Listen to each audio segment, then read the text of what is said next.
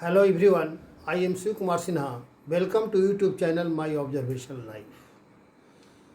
Covid 2019 की पर चर्चा की श्रृंखला में आज पार्ट 3 प्रस्तुत कर रहे हैं। पार्ट 1 और 2 में आप देखे होंगे कि पार्ट 1 में हम जो इस कोरोना की तुलना ब्लड ड्रॉपलेट डेमन रक्त बीज से किए थे और कोरोना को रेस्पिरेटरी ड्रॉपलेट वायरस दोनों की तुलना करते हुए जिस तरह रक्त बीज का अंत किया गया उसी तरह कोरोना को भी हम अंत कर सकते हैं, इस पर चर्चा किए थे। पार्ट 2 में हम जो चर्चा किए थे कि जो माइल्ड रूप से ग्रसित हैं, जो 90% लोग कोरोना से माइल्ड रूप से ग्रसित हैं, वो थोड़ी सी सावधानी से हम उस माइल्ड रूप से ग्रसित कोविड 2019 का मुकाबला बहुत आसानी से सूझबूझ से कर सकते हैं और हम कोरोना से मुक्त हो सकते हैं। आज हम जो चर्चा करेंगे कि कोरोना एक तरह का काल दोष है। यह एक ऐसा महामारी है जो मानव समाज के लिए काल दोष के रूप में आया है।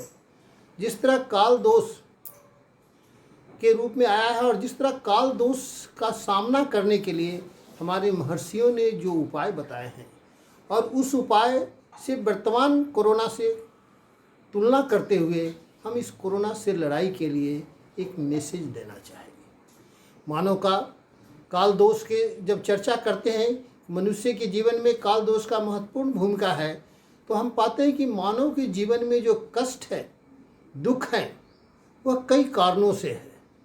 इस क्रम में हम कह सकते हैं कि मनुष्य को जो दुख और कष्ट का एहसास होता है, उसके मूल कारण में जाते हैं तो हम देखते हैं कि मनुष्य भूतकाल की घटनाओं से प्रभावित होता है और भविष्य की आशंकाओं से ग्रसित रहता है। वह वर्तमान में नहीं जीता है। भूतपूर्व पहले महामारी का क्या रूप था और इस महामारी से भूतकाल में कितने लोग मरे थे और भविष्य में इसकी संभावना को व्यक्त कर करके हम इस कोरोना की लड़ाई में अपने आप को कमज़ोर पा रहे हैं। हमें न भूतकाल की घटनाओं को देखना है, न भविष्य की संभावनाओं को देखना है। हमें वर्तमान जो परिस्थिति है उस परिस्थिति का मुकाबला करना है और कोरोना से लड़ाई में, कोरोना वायरस से लड़ाई में वर्तमान स्थिति, वर्तमान संदर्भ को ध्यान में रखते हुए वर्तमान में लड़ना है। भूतकाल में कौन महामारी का क्या रूप रहा, कौन महामारी में कितने लोग मरे, इसकी चिंता नहीं करें और भविष्य में क्या होगा इसकी भी चिंता नहीं करें। वर्तमान में जो चुनौती आया है उसका मुकाबला करें और इसे एक काल दोष के रूप में लेते हुए इस महामारी का मुकाबला करें।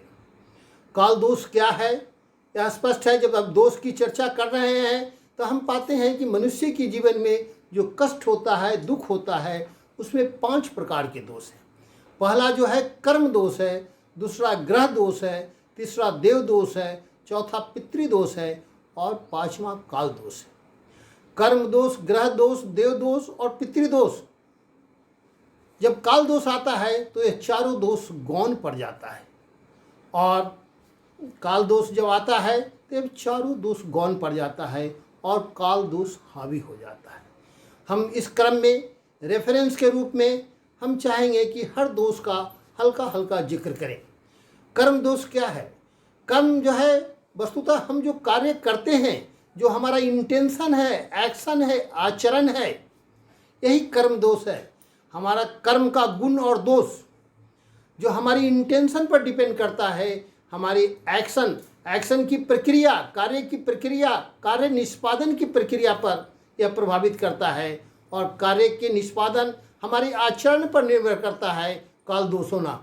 मनुष्य के कर्म से ऐसा कर्म हो, कर्म तो ज्ञान युक्त होना चाहिए, भक्ति युक्त होना चाहिए, दया युक्त, करुणा युक्त होना चाहिए, परोपकार युक्त होना चाहिए, श्रद्धा युक्त होनी चाहिए। लेकिन कर्म निष्पादन का जो मूल उद्देश्य है यह होना चाहिए कि वह कर्म के परिणाम से किसी को आहत नहीं हो, किसी के दिल नहीं दुखे, किसी को शांति मिले, किसी को सुकून मिले, किसी को कष्ट नहीं हो। हमारा कर्म ऐसा होना चाहिए कि किसी को कष्ट नहीं मिले। अगर हमारे कर्म से किसी को कष्ट मिलता है तो हमें काल दोष का दंड भुगतना पड़ेगा। वर्तमान समय में इस कोरोना की लड़ाई में हम देख रहे हैं बहुत से ऐसे जमाखोर हैं, ऐसे लोग हैं जो ब्लैक मार्केटिंग कर रहे हैं। एक तरफ मरीज मर रहा है, कोरोना से ग्रसित होकर उसे ऑक्सीजन की ज़रूरत है, दवा की ज़रूरत है। दूसरी तरफ ऐसे लोग हैं जो ब्लैक मार्केटिंग कर रहे हैं, दवा का जमाखोरी कर रहे हैं, दवा को कम कीमत की दवा कई गुना अधिक कीमत पर बेच रहे हैं और पैसे के अभाव में बहुत लोग मर रहे हैं।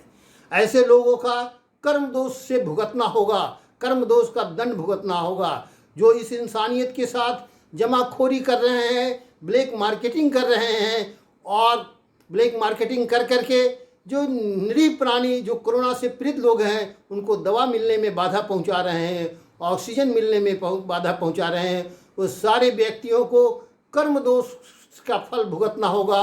और इस ऑक्सीजन नहीं मिलने में अगर कोई सत्ता, कोई संस्था, कोई भी व्यवस्था अगर दोषी है तो उस व्यवस्था को भी इसका कर्म का फल भुगतना पड़ेगा। इसलिए कर्म दोष के रूप में हमें चेतावनी देते हैं कि जो लोग जमाखोरी कर रहे हैं और जो है दवा मिलने में बाधा पहुंचा रहे हैं, मरीजों के साथ दुर्व्यवहार कर रहे हैं, उसके साथ सेवा भाव नहीं कर रहे हैं, मरने के बाद शमशान में दाह संस्कार में सहयोग नहीं कर रहे हैं और जीवित अवस्था में दवा देने में ब्लैक मार्केटिंग कर रहे हैं और उनके कारण उनकी मौत हो रही है, उनका आह जो है, उनके जो कष्ट पहुंच रहा है, उनको दर्द हो रहा है, वह दर्द जो है जितने लोग इसमें शामिल हैं उन सभी लोगों को कर्म दोष लगेगा। इसलिए वे सावधान हो जाएं, वह जमाखोरी नहीं करें, सेवा भाव से काम करें, परोपकार भाव से काम करें, ताकि कर्म दोष नहीं लगे और कर्म दोष के दंड से हम मुक्त हो जाए।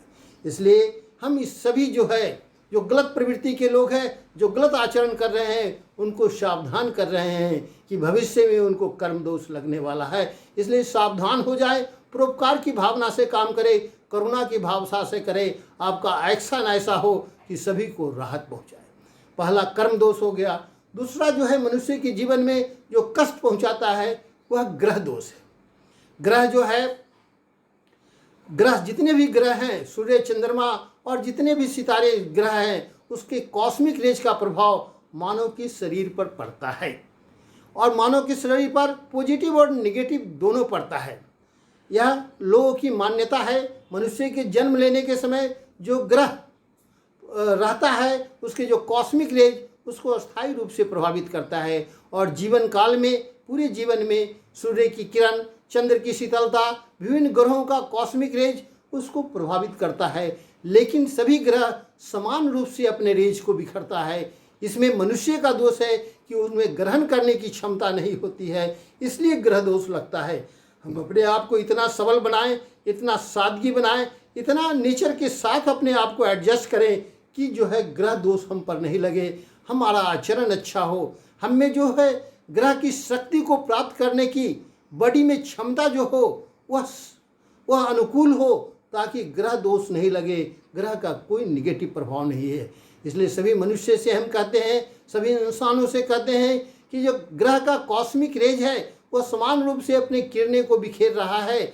आपके अपने आचरण, व्यवहार और ग्रहण करने की क्षमता की कमी के कारण ग्रह दोष लगता है। इसलिए ग्रह दोष से मुक्त होने के लिए अपनी क्षमता के, अपनी सदाचार और समान व्यवहार और ग्रह के प्रति, ग्रह के रेडिएशन के ग्रहण करने की क्षमता अपने बॉडी में बनाएं और अनुकूलता को ग्रहण करें। यह ग्रह दोष है। तीसरा है देव दोष। देव दोष जो है, वस्तुतः देव क्या है, ईश्वर क्या है, यह कुछ नहीं, प्रकृति का कॉन्सेंट्रेटेड रूप ईश्वर है। जो प्राकृतिक ऊर्जा है, जो यूनिवर्स की एनर्जी है, यूनिवर्स की एनर्जी में देवत्व है, डिविनिटी है, और उस डिविनिटी का जो एकीकृत रूप है, जो कॉन्सेंट्रेटेड रूप है, वही ईश्वर है। ईश्वर कुछ नहीं है, प्राकृतिक ऊर्जा का कॉन्सेंट्रेटेड रूप ईश्वर है। और उस ईश्वर से हमारा संबंध अगर जो है अनुकूल हो, प्रकृति से हमारा संबंध अगर अनुकूल हो, प्रकृति से अगर हम प्रेम करते हो, प्रकृति की भावनाओं के अनुकूल अपना आचरण करते हो, प्रकृति के साथ छेड़छाड़ नहीं करते हो, प्रकृति में गंदगी नहीं फैलाते हो, तब जो है प्रकृति का गलत दोहन नहीं करते हैं, प्रकृति की शक्ति को अगर सकारात्मक दिशा में हम नहीं मोड़ते हैं तो यह मेरा दोष है और तभी दिव्य दोष लगता है। अगर प्रकृति से हम प्रेम करेंगे, प्रकृति के अनुकूल चलेंगे, प्रकृति के साथ बरजोरी नहीं करेंगे, उसके दिशा को नहीं बदलेंगे, तब जो है हम में कोई भी जो है दिव्य दोष नहीं आएगा। प्रकृति से सुकून होगा और ईश्वर कुछ नहीं है, प्रकृति का कॉन्सेंट्रेटेड रूप ईश्वर है। क्योंकि मनुष्य प्रकृति की इस कॉन्सेंट्रेटेड रूप की संपूर्णता को प्राप्त नहीं कर सकता है, वह किसी अंश को टच करता है, किसी अंश का एहसास करता है और उसी में ईश्वर समझ करके उसी से शक्ति पॉजिटिव और निगेटिव करता है।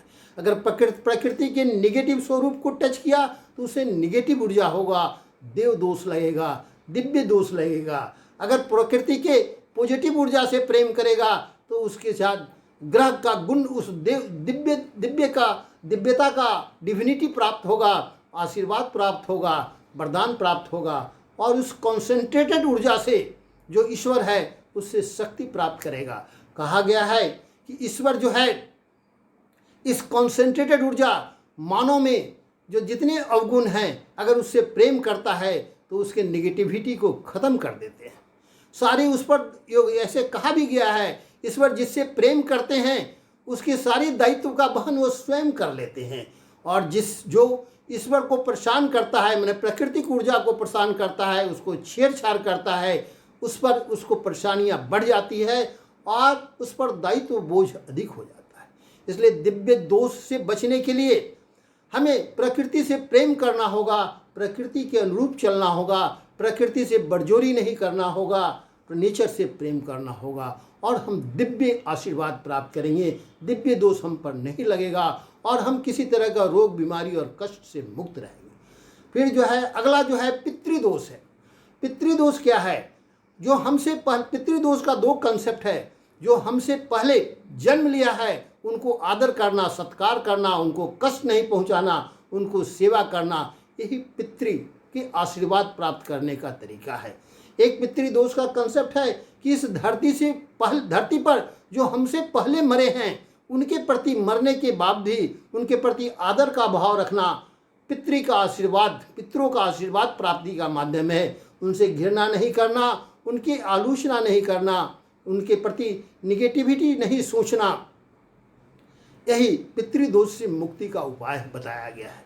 दो कंसेप्ट, एक जो हमसे पहले इस दुनिया को छोड़ चले हैं उनके प्रति आदर भाव रखना पितृदोष से मुक्ति का उपाय है, और दूसरा यह है कि जो हमसे पहले इस धरती पर जन्म लिए हैं, हमसे जो बड़े हैं उनकी सेवा करें, उनको कष्ट नहीं पहुंचाएं, उनको किसी तरह का दर्द नहीं का एहसास होने दें। अगर वह गलती करते हैं तो वह अपने कर्म का फल वही भोगेंगे। हम व्यक्तिगत रूप से अपने से बड़े जनों को कष्ट नहीं पहुंचाए। अगर बड़े जन कोई कष्ट करते, कोई गलत काम करते हैं, गलत आचरण करते हैं तो अपना कर्म का फल भोग कर ही धरती से जाएंगे, इसमें कोई दो मत नहीं है। मेरा फर्ज है कि हम अपने बड़े को जो हमसे पहले जन्म लिए हैं उनके प्रति आदर का भाव रखें, उनको कोई कष्ट नहीं होने दें, सेवा नहीं हो देने दें। हम पितृदोष से मुक्त रहेंगे और पितृदोष का कष्ट नहीं। या हमसे जो पहले इस धरती को छोड़ के दुनिया में जा चुके हैं उनके प्रति हम सम्मान का भाव रखें, यही पितृदोष का मुक्ति का माध्यम है। जो कष्ट जो है कर्म दोष, ग्रह दोष, देव दोष और पितृदोष का है। अब आता है काल दोष। समय का दोष बहुत बड़ा होता है और कर्म दोष, ग्रह दोष, देव दोष और पितृदोष से ऊपर सबसीड कर जाता है और सभी दोष को नीचे करके काल का समय दोष सबसे महत्वपूर्ण हो जाता है। अभी कोरोना जो महामारी जो है एक काल दोष के रूप में आया है, तथा हमारे महर्षियों ने काल दोष से मुक्ति का जो उपाय बताए हैं वो मुक्ति के उपाय को हम सहारा लेकर इससे मुकाबला करेंगे। उनका पहला सजेशन है हमारे महर्षियों को, हमारे महात्माओं को, कि अगर काल दोष का समय, अगर कोई प्राकृतिक आपदा आ जाए, कोई ऐसे महामारी आ जाए, तो हम जो है उस महामारी से मुकाबला करने के लिए 3-4 स्टेप्स बताए गए हैं। पहला स्टेप्स है कि उस महामारी से मरने के लिए कछुआ का एग्जाम्पल दिया गया है। जिस तरह कछुआ अपने सभी अंगों को सिमेट कर प्राकृतिक आपदा का मुकाबला करता है, अपने आप को सिकुड़ कर, अपने आप को सिमट कर करता है, उसी तरह मनुष्य को चाहिए कि इस प्राकृतिक आपदा से, प्राकृतिक महामारी से अपने आप को सीमित कर ले, सिमट जाए और अपने गतिविधि को कुछ दिनों के लिए सिमट ले। जब समय पार कर जाएगा तो फिर अपने गतिविधि को बढ़ाएंगे। अर्थात कछुए की तरह, जिस तरह वो अपने आवरण से अपने आप को ढक लेता है, उसी तरह इस लॉकडाउन रूपी, जो जनता कर्फ्यू रूपी, जो अपने गतिविधि को सीमित करने का उपाय बताया गया है, हम लॉकडाउन का पालन करें, जनता कर्फ्यू का पालन करें और अपने आप की अपनी गतिविधि को कुछ दिनों के लिए सीमित कर लें। यह जो है समय पार कर जाएगा और फिर हमारी गतिविधि बढ़ जाएगी। इसका मुकाबला करने का एक सबसे अच्छा उपाय है हम लॉकडाउन के नियमों का पालन करें, हम जनता कर्फ्यू के नियमों का पालन करें, अपनी गतिविधि को सीमित कर दे, सोशल डिस्टेंस को रखें और अपने आप को कछुए की तरह एक आवरण से ढक करके सुरक्षित रख ले। यह समय बीत जाएगा और आप जो है इस कोरोना रूपी काल दोष से मुक्त हो जाएंगे। पहला उपाय। दूसरा उपाय जो बताया गया है कि काल दोष वस्तुतः एक रहस्यमय दुनिया की रहस्यमय अभिव्यक्ति है। काल दोष का दूसरा जो है उपाय है कि अगर हम कब तक जो है अपने आप को छिपा कर रखेंगे, हमें तो मुकाबला करना ही होगा। मुकाबला करने के लिए हम में शक्ति होनी चाहिए, अतः हम अपने आप को शक्तिशाली बनाएं, हमारे शरीर में इम्यूनिटी को बढ़ाएं ताकि इस महामारी का मुकाबला कर सके। पहला जो है अपने आप को कछुए की तरह सीमित कर लें, जिसमें लॉकडाउन वगैरह का पालन करें, जनता कर्फ्यू का पालन करें। दूसरा है अपने शरीर को शक्ति को बढ़ाएं ताकि इनका मुकाबला कर सके। अपने शारीरिक शक्ति को, मानसिक शक्ति को, मनोबल को, आत्मबल को कहा जाए, अपने उत्साह को, अपनी ऊर्जा को इतना बढ़ाएं कि इस कोरोना रूपी वायरस का हम मुकाबला कर सके, उसके अगर उनके आक्रमण को हम सह सके अपने शक्ति को बढ़ाकर। इसलिए दूसरा उपाय के रूप में अपनी इम्यूनिटी को बढ़ाएं, अपनी शक्ति को बढ़ाएं, अपनी मानसिक शक्ति को बढ़ाएं, अपनी शारीरिक शक्ति को बढ़ाएं, अपने शरीर की सभी अंगों की शक्ति को बढ़ाएं, मनोबल को बढ़ाएं, आत्मबल को बढ़ाएं और इसका मुकाबला करें। इसलिए आप इम्यूनिटी वर्धक आहार का ग्रहण करें, इम्यूनिटी वर्धक औषधि का ग्रहण करें, इम्यूनिटी वर्धक आचरण करें, योग करें और अपने आप को लड़ने में सामर्थ्य बनाएं। इसलिए दूसरा उपाय के रूप में जो हमारे महर्षियों ने बताया है कि मुकाबला करने के लिए अपने आप को शक्तिशाली बनाएं, इसलिए इम्यूनिटी वर्धक आहार, औषधि का प्रयोग करके उस कोरोना से मुकाबला करें। यह दूसरा उपाय है। तीसरा उपाय है कि अगर कोरोना आ ही गया है तो हम कितना लड़ेंगे। लड़ते रहें, अपने आप को छिपा कर भी रखें, लड़ाई भी जारी रखें, लेकिन हमारी बॉडी पर कोरोना का असर नहीं हो, इसलिए अपने शरीर में एंटीबॉडी डेवलप करें। हमारा शरीर अगर आ गया है तो आए, हवा में है तो है, लेकिन हमारे शरीर पर इसका प्रभाव नहीं करे, इसलिए एंटीबॉडी डेवलप करें। इसके लिए वैक्सीन आ गया है, इसलिए हम लोग वैक्सीन का उपयोग करें और अपनी बॉडी को इस तरह एंटीबॉडी डेवलप कर लें कि कोरोना हमारे बॉडी में आए तो इसका कोई प्रभाव नहीं पड़े। इसलिए काल दोष का तीसरा मैसेज है कि अपने शरीर को एंटीबॉडी बना ले। यह तीसरा मैसेज है। चौथा मैसेज जो है काल दोष से लड़ने का है कि किसी की लड़ाई के लिए अस्त्र शस्त्र की जरूरत होती है। यह काल दोष रूपी कोरोना को मारने के लिए उसके जो सहयोगी व्हीकल जो ड्रॉपलेट है, हम लोग ड्रॉपलेट पर प्रहार करें, ड्रॉपलेट की गतिविधि को रोकें, चाहे मास्क लगा करके रोकें, चाहे उस ड्रॉपलेट को सुखा दें या जैसे भी हो, उसका जो व्हीकल है ड्रॉपलेट का, जो धूल कण है या जो कहा जाए कि ड्रॉपलेट का जो वायरस का जो वाहन है ड्रॉपलेट, उस ड्रॉपलेट को गतिविधि को रोकने का प्रयास करें। यह चौथी लड़ाई होगी। यह जो है कोरोना से लड़ने के लिए पहला जो है लॉकडाउन रूपी कछुए की तरह अपने आप को सिकोड़ ले। दूसरा जो है अपनी शक्ति बढ़ाएं, इम्यूनिटी बढ़ाएं। दूसरा जो है वह इम्यूनिटी बढ़ा करके उसका मुकाबला करें। और तीसरा जो है उसको अपने शरीर में एंटीबॉडी डेवलप करें, इसके लिए वैक्सीन लें। और चौथा में जो कोरोना का सवारी ड्रॉपलेट है उसके विरुद्ध संघर्ष करें। कोरोना को ड्रॉपलेट से अलग करने की तरकीब अपनाएं, जिसके कारण कोरोना की गतिविधि रुक जाए, मूवमेंट रुक जाए और उसको पराजित करें।